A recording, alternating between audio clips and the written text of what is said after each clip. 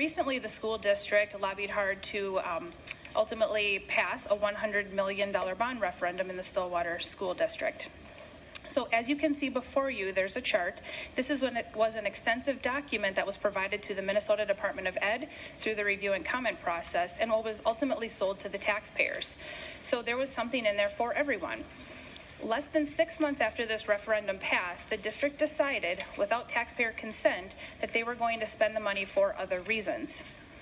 This included closing 3 schools, as well as proposing expanding instructional space of another building, yet not built in the southern part of the district. So this just wasn't right. This is your classic example of bait and switch.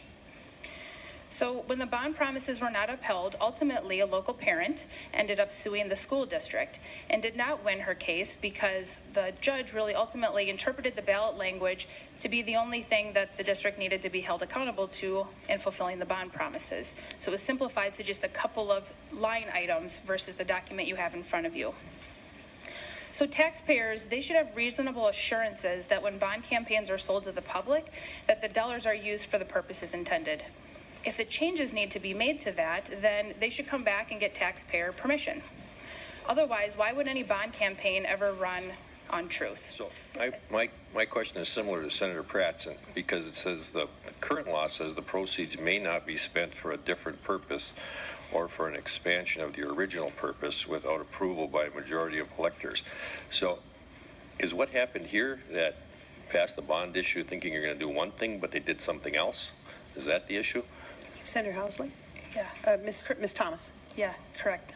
So, Senator and committee members, so what had happened is the bond passed for $100 million. That document that you have in front of you there, that was what was supposed to happen. And then all of those red X's throughout that document, that is what did not happen. They repurposed one of the buildings, planning to turn that into administrative space versus utilizing as a school. And then they, at the same time of closing 3 schools when they were promised to have some upgrades to those buildings, also tried to file for a lease levy to expand instructional space at a new elementary school. All of these things without taxpayer approval.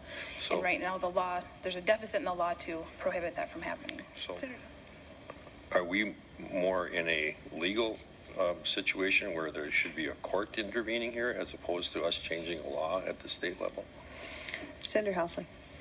Senator Thomasoni, that did happen. It did go to court, and the judge ruled that they only have to stick to the 2 sentences on the ballot. It's a legitimate problem, concern. Stillwater School District in this case, and there's been others across the state, didn't play by the rules.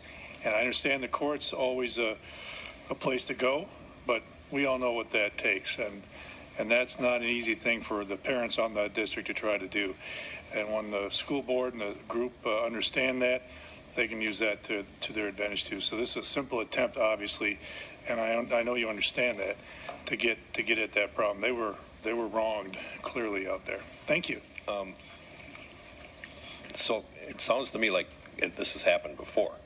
If you bring up the other school districts that were mentioned, it also sounds to me like it shouldn't be happening.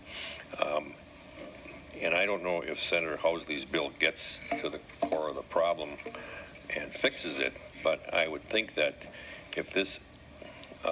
if school boards are getting bond issues passed and then what was said to be in the ballot is not happening as a result of it, then maybe all of you together should figure out how to work with Senator Housley and figure out something that works for everybody so that we can figure out a way to make sure that it doesn't happen again. Because it seems to me that if 3 or 4 different school districts have had exactly the same problem where the money didn't go where the people who voted for it thought it was going to go to, then there has to be a way to fix that, and there has to be a way to make it work. So. There seems to be a loophole here.